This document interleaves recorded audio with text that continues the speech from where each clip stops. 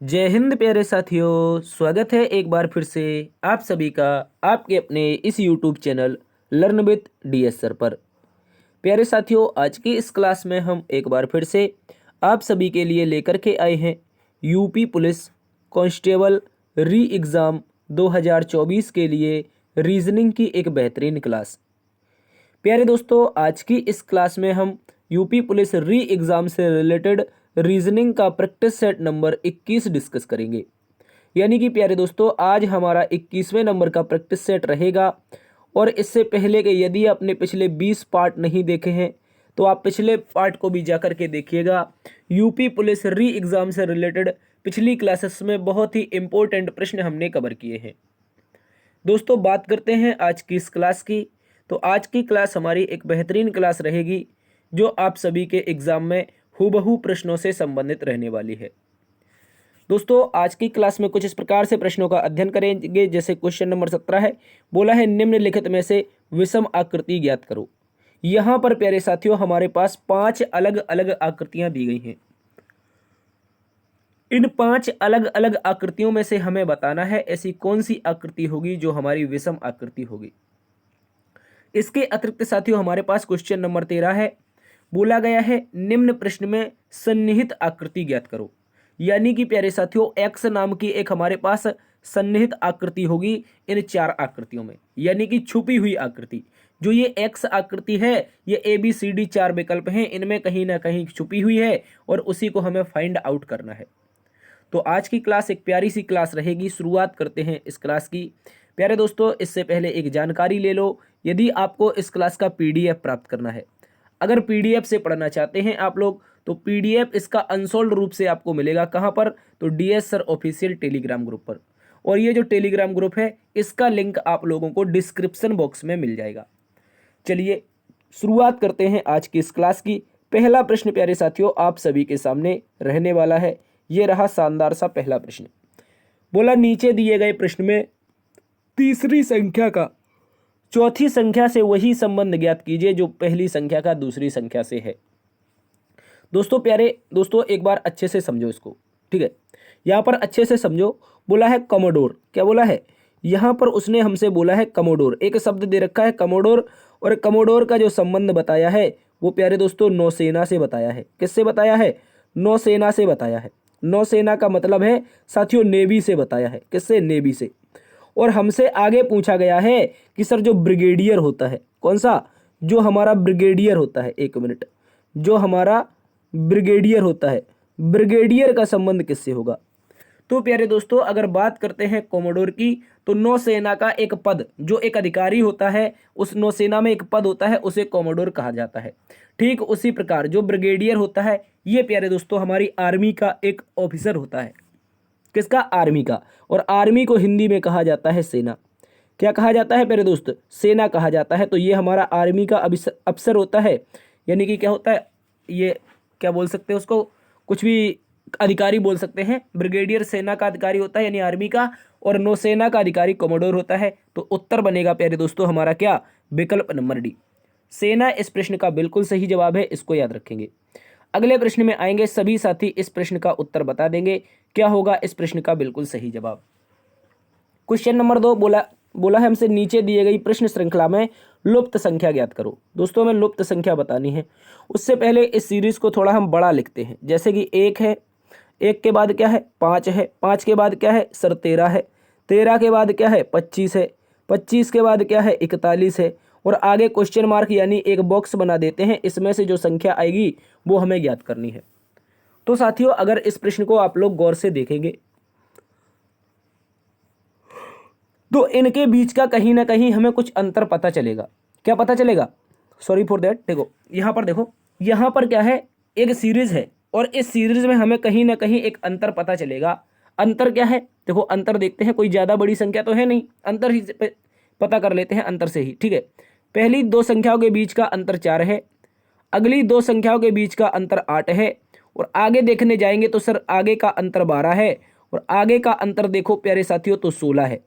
तो अगला अंतर क्या होगा ये ज्ञात करना है। देखो यहाँ पर 4 की टेबल चल रही है। 4 से डबल 8 हुआ, 8 से 4 जोड़ा 12 हुआ, 12 में 4 जोड़ा 16 हुआ, तो 16 में 4 जुड़ेगा तो अगला वाला 20 का अंतर होना चाहिए। और सर जब 20 का अंतर पता करेंगे तो 41 में 20 जोड़ के जो अगला नंबर आएगा वो प्यारे दोस्तों 61 आएगा। क्या आएगा? 61 आएगा। इस बात को याद रखेंगे, जो कि हमें विकल्प नंबर सी में दिया गया है। ये इस प्रश्न का एकदम सही जवाब हो जाएगा, इस बात को याद रखेंगे। चलिए साथियों अगले प्रश्न की ओर चलते हैं। अगला प्रश्न हमारे पास क्वेश्चन नंबर 3 है। बोला गया है निम्नलिखित अक्षर श्रृंखला में से कौन सा विकल्प क्रमवार रखने पर उसे पूरा करेगा। दोस्तों हमारे साथ में एक प्यारी सी अक्षर श्रृंखला दे रखी है और इस अक्षर श्रृंखला में कुछ शब्द लुप्त हैं, यानी कि कुछ पद ऐसे हैं जो लुप्त हैं। इन लुप्त पदों को हमें भरना है। तो सबसे पहले हम क्या करेंगे साथियों, इसको थोड़ा बड़ा लिखेंगे। कैसे लिखेंगे?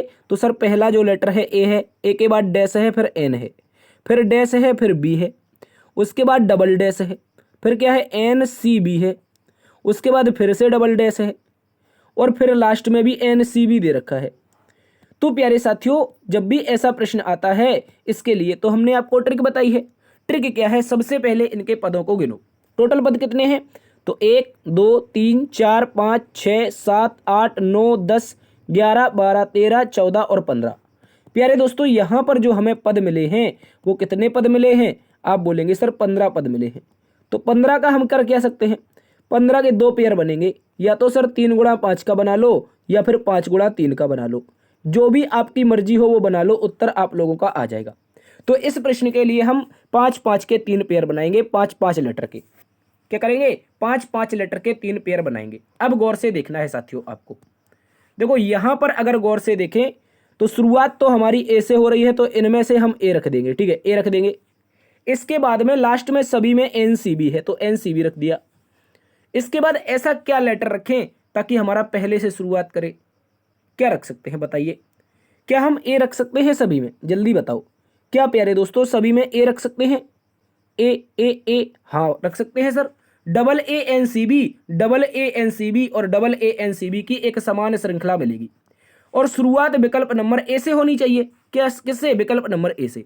तो हमने सबसे पहले क्या फिल किया है? हमने तो सर सबसे पहले ए फिल किया है, उसके बाद क्या है? फिर सी फिल किया है। तो ए के बाद सी आना चाहिए। भाई ये तो गड़बड़ हो गई, यहाँ पर ए के बाद सी तो है नहीं, केवल 2 विकल्प ऐसे हैं जिसमें ए से शुरुआत हो रही है, लेकिन सर ए के बाद सी नहीं है। तो क्या है? इसका मतलब हमने गलत फिल कर दिया। हमने क्या किया साथियों? हमने यहाँ पर गलत फिल कर दिया। तो ए के स्थान पर अगर हम यहाँ पर बी फिल कर दें, क्या कर दें साथियों? गौर से देखो, अगर हम यहाँ पर बी फिल कर दें, यहाँ पर बी, तो उत्तर आ सकता है क्या? देखो सबसे पहले हमने बी को फिल किया, उसके बाद सी है, उसके बाद क्या है? उसके बाद ए है, फिर बी है। ठीक है, यहां पर क्या हो गया? आप बोलेंगे sir B C A B और लास्ट में भी ये देखो ए बी, ये ए बी और ये बी है और ये सी है, यही तो हमने भरे हैं। तो लास्ट में भी ए बी, तो B C A B B C A B कहीं पर दे रखा है। हाँ सर देखो विकल्प नंबर 4 में बी सी ए बी दे रखा है। तो हमारा उत्तर क्या बनेगा प्यारे दोस्तों? विकल्प नंबर 4। और हमारा पेयर क्या बनेगा? A B and C B, A B and C B, A B and C B के 3 समांतर पेयर बनेंगे। ठीक है, इस बात को याद रखेंगे। तो आई होप ये क्वेश्चन आपको समझ में आया होगा। अगले प्रश्न में आते हैं। अगला प्रश्न हमारे पास प्यारे दोस्तों क्वेश्चन नंबर 4 है।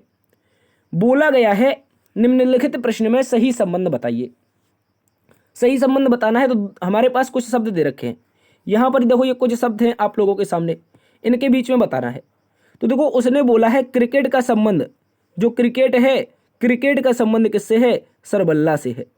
क्रिकेट का संबंध किससे है प्यारे भाई? बल्ला से है। तो हॉकी का संबंध किससे होगा ये बताना है। बताइए प्यारे दोस्तों क्या हो जाएगा इसका उत्तर? हॉकी का। तो आप कहेंगे सर क्रिकेट बल्ला से खेला जाता है और हॉकी स्टिक से खेली जाती है। स्टिक को ही हम हिंदी में कहते हैं सर छड़ी। क्या कहते हैं? छड़ी। तो हमारा विकल्प बनेगा बी नंबर का। बी नंबर का विकल्प प्यारे दोस्तों एकदम सही जवाब होगा, इस बात को याद रखेंगे। अगले प्रश्न में आ जाओ। अगला प्रश्न प्यारे दोस्तों एक बेहतरीन सा क्वेश्चन दिया गया है यहां पर ऑड नंबर का, यानी कि विषम का। बोला है 4 शब्द दिए हैं जिनमें से 3 किसी न किसी रूप से एक जैसे हैं, एक अलग है, विषम शब्द का चयन कीजिए। बताइए इनमें से कौन सा विषम होगा? जल्दी से बताएंगे आप लोग इसका उत्तर, जल्दी से बताइए। देखो अगर इसको देखने जाते हैं प्यारे दोस्तों विकल्प नंबर 1, आपका समय समाप्त हुआ। विकल्प नंबर 1, विकल्प नंबर 1 अगर सीबी रमन को देखते हैं तो सर ये क्या थे? ये तो एक वैज्ञानिक थे भैया। क्या थे? सीबी रमन क्या थे? सर एक वैज्ञानिक थे। कैसे पता है वैज्ञानिक थे?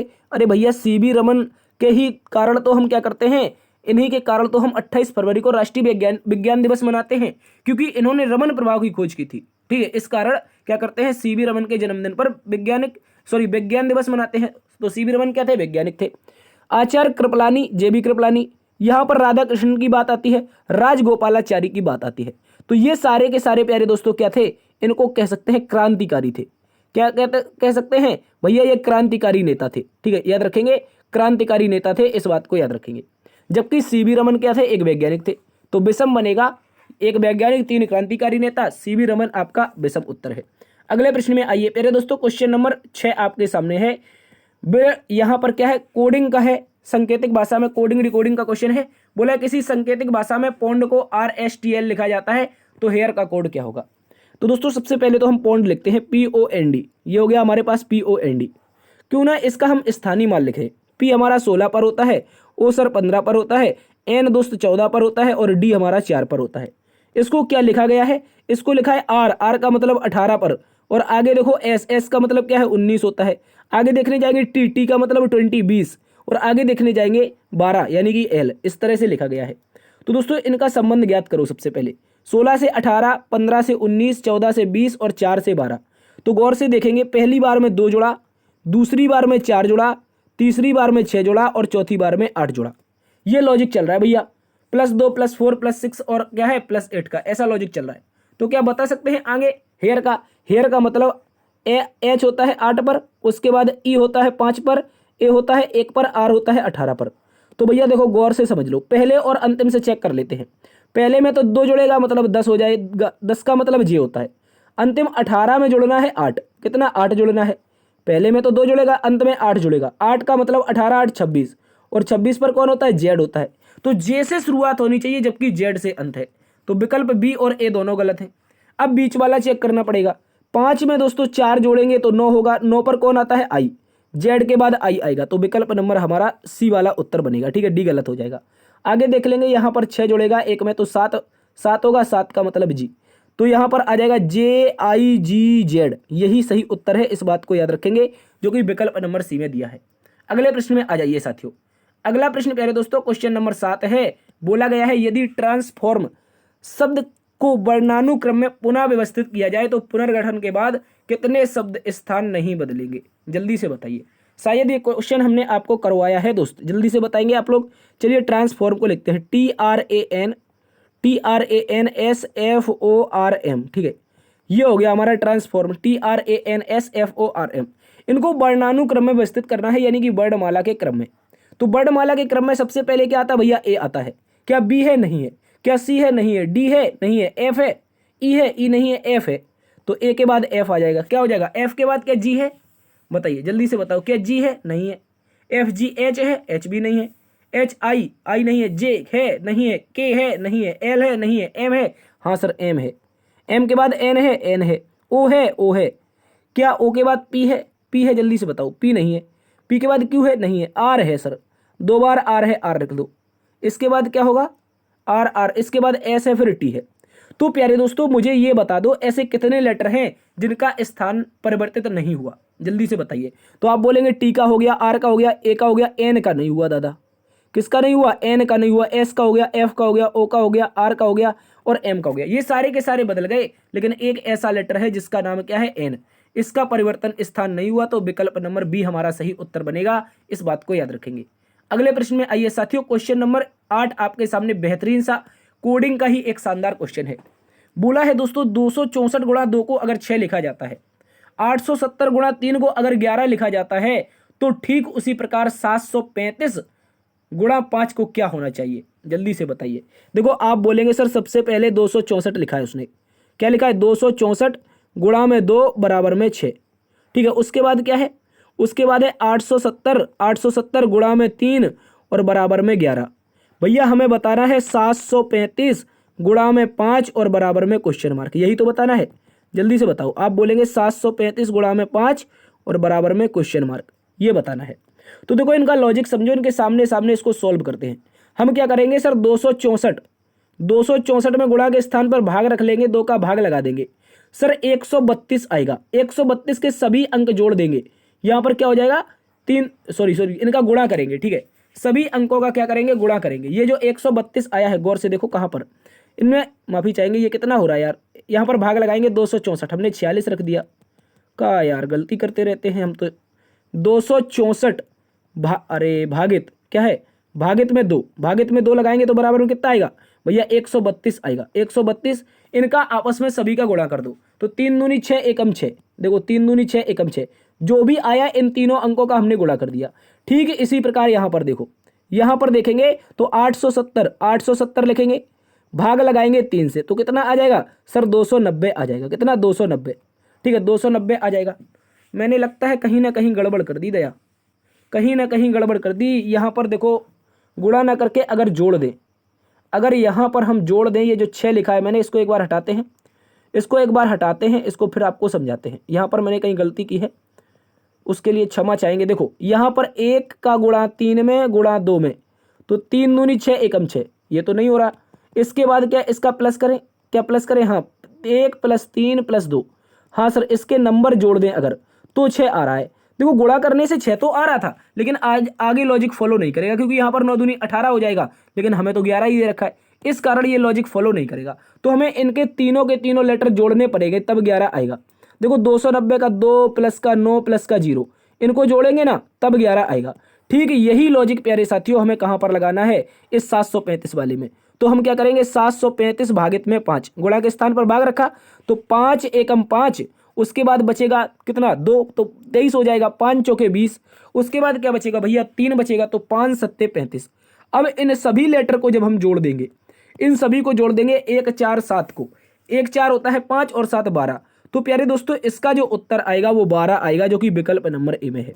जल्दी से बताइए क्या आपको ये समझ में आया। देखो अभी समझ में नहीं आया होगा, अब एक बार फिर से सुनो, इसको अब सुनना है।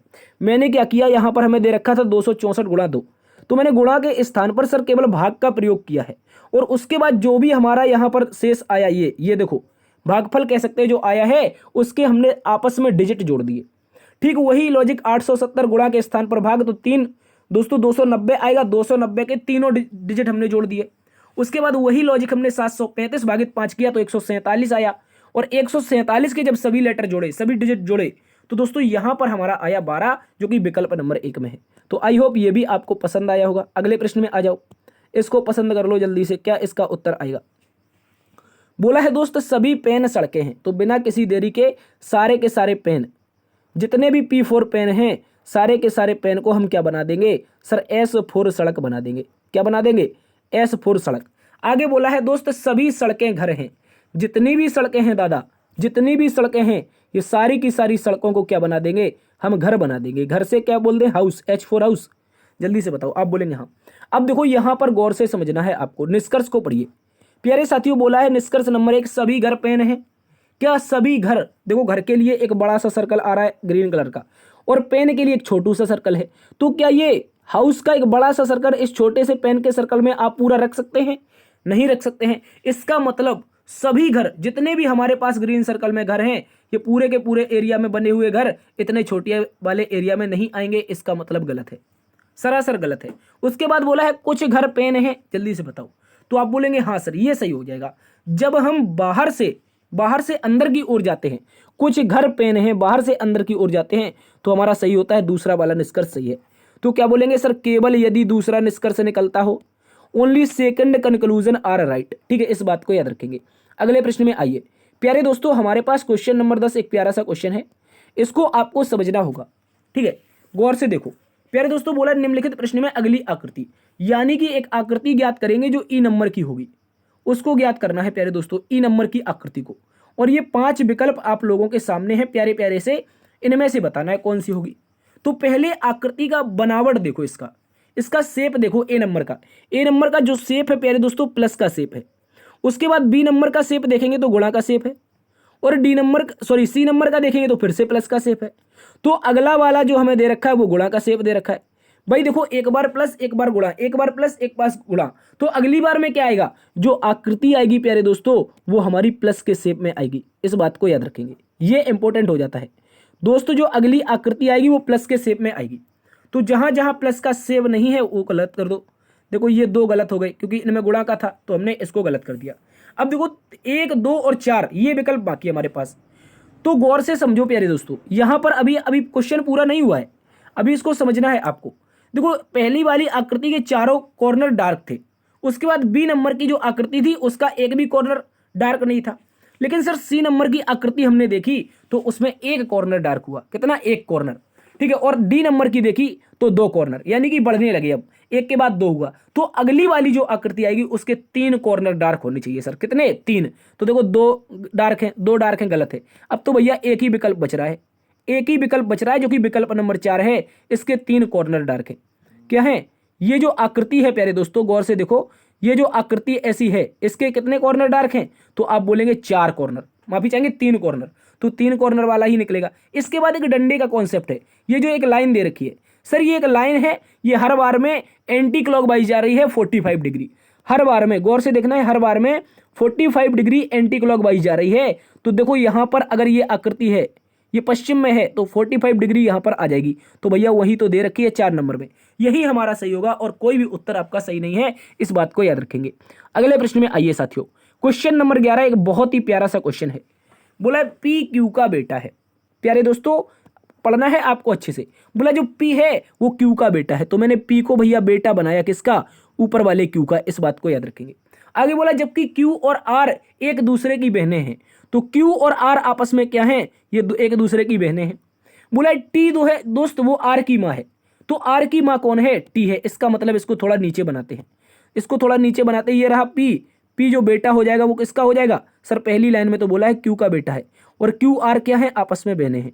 इसके बाद अगली लाइन पढ़ते हैं तो बोला है टी आर की माँ है, टी क्या है दोस्त, टी क्या है, आर की माँ है, तो टी को प्यारे दोस्तों माँ बना देंगे आर की। उसके बाद बोला यदि एस टी का बेटा हो, यदि जो एस है वो टी का बेटा हो, तो टी का बेटा कौन है दादा, टी का बेटा है एस, यानी आर का भाई हो जाएगा। टी का बेटा कौन हो गया, एस हो गया, और आर और क्यू का भाई हो गया। कह रहा निम्नलिखित कथनों में से कौन सा सही है, यहां पर अब 4 कथन है आपके सामने ऑप्शन में, कौन सा कथन सही है, अब गौर से पढ़ो। कह रहा है टी क्यू का भाई है, क्या टी क्यू का भाई है, आप बोलेंगे टी क्यू का भाई नहीं है तो माता जी है, गलत हो गया। दूसरा एस पी का चचेरा भाई है, क्या एस प्यारे दोस्तों पी का चचेरा भाई है, भैया ये तो पी का मामा है एस, तो ये दूसरा वाला भी गलत हो गया। आगे देखो क्यू और एस बहनें हैं, क्यू और एस बहनें हैं, तो क्या क्यू और एस बहनें, भैया एक तो भैया है एक बहन है, तो ये आपस में क्या है, क्यू और एस भाई बहन है, तो ये भी गलत हो गया। अब बोला जो एस है वो पी के मामा है, विकल्प नंबर डी को गौर से देखो, जो प्यारे दोस्तों एस हैं, जो एस हैं, जो एस हैं, ये रहे एस, वो पी के मामा है, हाँ भैया यही तो बताए थे, एस पी के क्या है, मामा है, तो कौन सा सही है, विकल्प नंबर डी सही है, इस बात को याद रखेंगे। अच्छा प्रश्न है दोस्त, एग्जाम में पूछा जाएगा आपसे। अगले प्रश्न में आते हैं, अगला प्रश्न हमारे पास क्वेश्चन नंबर दिया गया है, कौन सा, क्वेश्चन नंबर दिया गया है 12वें नंबर का। बोला गया है निम्नलिखित प्रश्न में सही दर्पण प्रतिबिंब ज्ञात कीजिए। यहां पर दर्पण प्रतिबिंब बताना है, और प्यारे दोस्तों हमने बताया है जब भी आकृति ना बताए कि दर्पण कहां पर रखता है तो हमेशा दाईं ओर रख लो, कहां पर, दाईं ओर, जब भी आकृति ना बताए दर्पण कहां पर रखा है तो कोशिश करना हमेशा दाईं ओर रखो। तो इसको हम दाईं ओर ये दर्पण बनाते हैं, ठीक है। ये हमारे पास एक प्यारा सा दर्पण आ रहा है, ये दर्पण है, इस दर्पण का हमें प्रतिबिंब बनाना है। तो अब हम क्या करेंगे दोस्तों, सबसे पहले तो एक बॉक्स बनाएंगे जिसके अंतर्गत कुछ आकृतियां बनी हुई हैं, एक बॉक्स आ गया। उसके बाद प्यारे दोस्तों जो आकृति दर्पण के नजदीक है उसको नजदीक रखो। तो देखो ये वाला जो आपके सामने क्या बोल सकते हैं, इसको एरो है, ये दर्पण के नजदीक दिख रहा है, तो भैया यहाँ पर दर्पण के नजदीक दिखा दो। ये जो एरो है इसको हम क्या कर देंगे, दर्पण के नजदीक दिखा देंगे, दिखा दिया। इसके बाद एक स्ट्रेट लाइन है नीचे तक, एक स्ट्रेट लाइन है, हमने लाइन बना दी। उसके बाद एक दर्पण से दूर होती हुई आकृति भी है, ये एरो, इसको भी बना दिया। इसके बाद साथियों आपके सामने कुछ आकृति है, कुछ आकृति है, गौर से समझना है वो आकृति क्या है, कुछ इस तरीके की, इस तरीके की आकृति है, बशर्ते ये आकृति है कैसी, ये गोल है, कैसी है, यहाँ पर एक मिनट अभी मैं इसको बनाने का प्रयास करता हूँ। यहाँ पर ये कैसी है, यहाँ पर ये आप लोगों की गोल हो जाती है, कैसी हो जाती है, गोल, तो मैंने इसको गोल बना दिया। इसके बाद बीच से एक लाइन जा रही है, बीच से लाइन जाने दो। इसके बाद ये कॉर्नर यहाँ पर मिल रहे हैं सभी के, तो मैंने इस तरह की आकृति बनाई। तो ये आकृति कहाँ पर दिखाई दे रही है मुझे ये बताओ। सबसे पहले तो ये जो क्रॉस लगे हैं ये दूर की ओर है, ये दो गलत हो गए। उसके बाद दर्पण की ओर देखती हुई ऊपर की आकृति, ऊपर का जो शीर्ष है गौर से देखो, ये जो एरो है ये दर्पण की ओर देखना चाहिए, तो भैया ये दर्पण से दूर की दिशा में पीछे की ओर देख रहा है, ये तो गलत हो जाएगा। सी नंबर का उत्तर क्या बनेगा प्यारे दोस्तों, विकल्प नंबर डी। क्या बनेगा दोस्त, विकल्प नंबर डी बनेगा, इस बात को याद रखेंगे। आप सभी के लिए एक प्यारा सा क्वेश्चन है, क्वेश्चन नंबर 12। अगले प्रश्न में आइए, क्वेश्चन नंबर 13 को देखिए। क्वेश्चन नंबर 13 भी एक बहुत ही शानदार प्रश्न है, इसका उत्तर आप सभी बताएंगे। चलिए जल्दी से बताएंगे सभी प्यारे दोस्त उत्तर। बोला है निम्नलिखित प्रश्न में सन्निहित आकृति ज्ञात करो। सन्निहित आकृति बतानी है और दोस्तों हमारे पास एक स्वास्तिक टाइप का चिन्ह दे रखा है। एक्स नाम की जो आकृति है इसमें क्या दे रखा है, स्वास्तिक टाइप का एक चिन्ह है, यानी कह सकते हैं ये स्वास्तिक ही है। क्या है स्वास्तिक?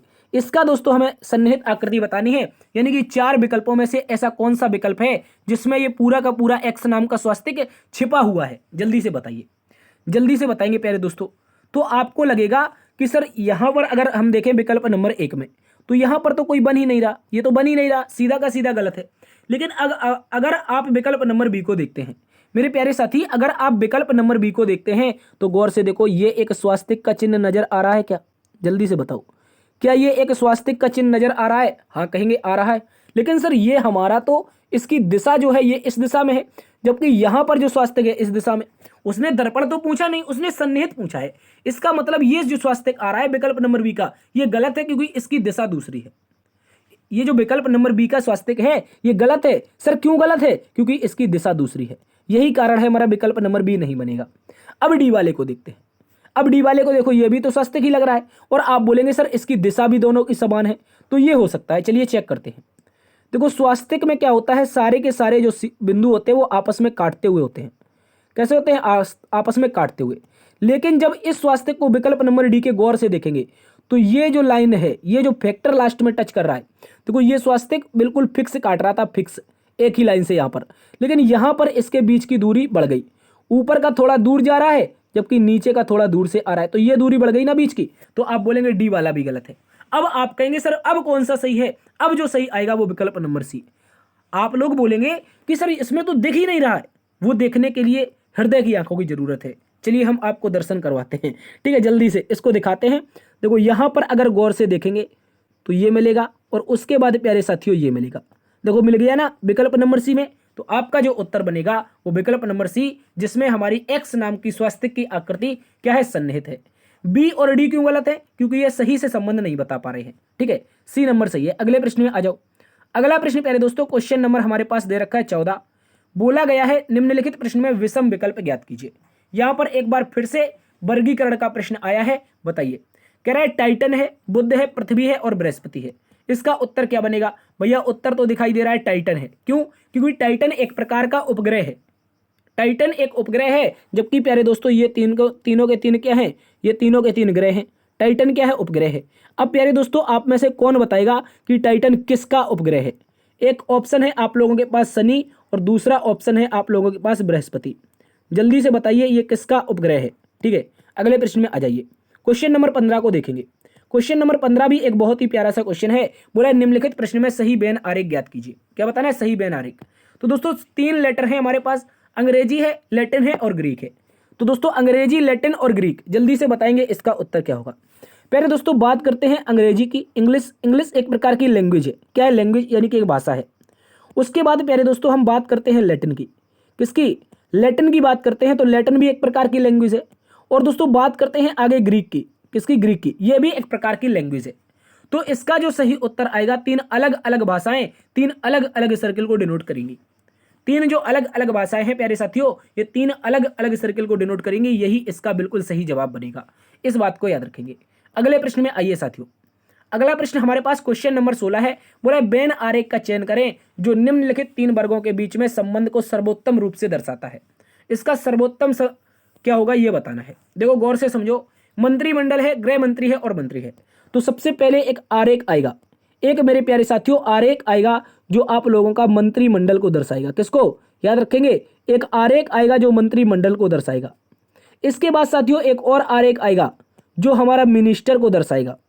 और इसके बाद इसी के अंतर्गत मंत्रिमंडल में ही एक आरेख आएगा जो होम मिनिस्टर को दर्शाएगा। एक गृह मंत्री होगा, एक दूसरा मंत्री होगा। तो दोस्तों ऐसी जो आकृति है विकल्प नंबर 4, इसका जो परफेक्ट है विकल्प नंबर डी, या फिर इसी को कहते हैं विकल्प नंबर 4, यही हमारा सही उत्तर बनेगा। मंत्रिमंडल के लिए सबसे बड़ा आ जाएगा, एक मिनिस्टर का, एक होम मिनिस्टर का, दोनों के दोनों अलग हो जाएंगे। लेकिन वैसे अगर एग्जैक्टली देखा जाए दोस्तों, अगर एग्जैक्टली देखा जाए तो इसका आरेख ये नहीं है, मैंने अकॉर्डिंग टू ऑप्शन ये बताया है। एग्जैक्टली फिर सर आरेख क्या है? तो सर सबसे पहले मंत्रिमंडल आएगा। क्या आएगा? सबसे पहले एक मंत्रिमंडल आएगा। मंत्रिमंडल में ही तो सर मंत्री होते हैं, जल्दी से बताओ। मंत्रिमंडल में ही क्या होते हैं, आप लोगों के मंत्री होते हैं।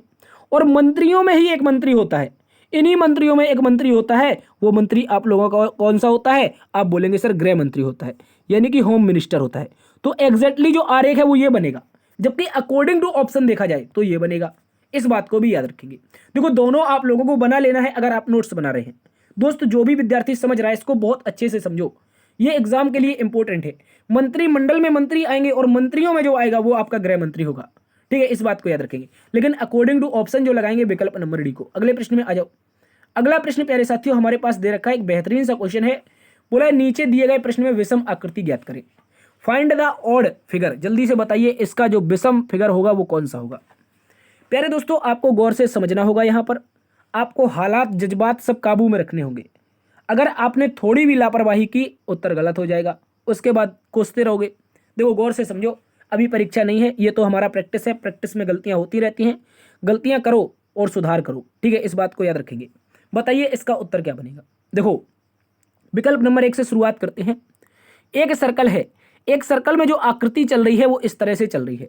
ये डार्क जो एरिया चल रहा है वो कुछ इस तरीके से चल रहा है। आगे बी नंबर में देखते हैं तो यही तरीका आगे भी कंटिन्यू कर रहा है। और सी नंबर में देखते हैं तो सर यही तरीका आगे कंटिन्यू कर रहा है। और सर जब डी नंबर में देखते हैं तो वही तरीका आगे कंटिन्यू कर रहा है। और सर जब विकल्प नंबर ई में देखते हैं, देखो ये ई वाला है, ये ई वाला है। और सर जब विकल्प नंबर ई में देखते हैं तो क्या यही तरीका इसी में भी फॉलो कर रहा है। तो कैसे बताओगे आप लोग विषम क्या है, जल्दी से बताइए। देखो मैंने बता दिया है विषम क्या है, फिर भी नहीं समझ पाए आप लोग। यहां पर गौर से देखो, यहां पर जब विकल्प नंबर ए में देखेंगे तो एंटी क्लॉकवाइज घड़ी की दिशा में एक एरो जा रहा है, घड़ी की विपरीत दिशा में एक एरो जा रहा है। गौर से देख लो, घड़ी की विपरीत दिशा में, घड़ी की विपरीत दिशा में ए के बाद बी, ये भी ACW जा रहा है, ठीक है। और ये भी हमारा ACW जा रहा है, ठीक है। और यहां पर भी हमारा ACW जा रहा है। लेकिन भैया देखो गौर से विकल्प नंबर ई को, विकल्प नंबर ई में गौर से अगर देखेंगे तो ई में हमारा प्यारे दोस्तों आएगा, क्या आएगा कि सर जो विषम हो रहा है वो ई नंबर। क्योंकि ये क्यों कहां पर जा रहा है, आप बोलेंगे सर जब सब एंटी क्लॉकवाइज जा रहे हैं तो ये हमारा जा रहा है कहां पर, ये एंटी क्लॉकवाइज नहीं दादा, ये क्लॉकवाइज जा रहा है, यानी घड़ी की दिशा में जा रहा है। घड़ी ऐसे ही तो चलती है, ऐसे ऐसे ऐसे ऐसे ऐसे तो चलती नहीं है, उल्टी उल्टी चले, पता चले उल्टी तो नहीं चलती है। हम बचपन में खेल खेलते थे, चकिया कैसे चलेगी, किस पर कुछ आएगा, वो कुछ खेलते थे ऐसे मारा कुटाई वाला, ठीक है। तो उसी में तो चकिया वाला खेल है, चकिया उल्टी थोड़ी ना चलती है, क्लॉकवाइज चलती है ऐसी, ठीक है। क्लॉकवाइज जो चल रहा है वो हमारा उत्तर यहाँ पर विकल्प नंबर ई है, यही विषम है, इस बात को याद रखेंगे। अगले प्रश्न में आ जाओ। अगला प्रश्न प्यारे दोस्तों हमारे पास दे रखा है, क्वेश्चन नंबर कौन सा है, बोलेंगे 18वें नंबर का। निम्नलिखित प्रश्न में लुप्त अंक ज्ञात करो। देखो फाइंड द मिसिंग टर्म। जल्दी से बताइए इसका उत्तर क्या होगा।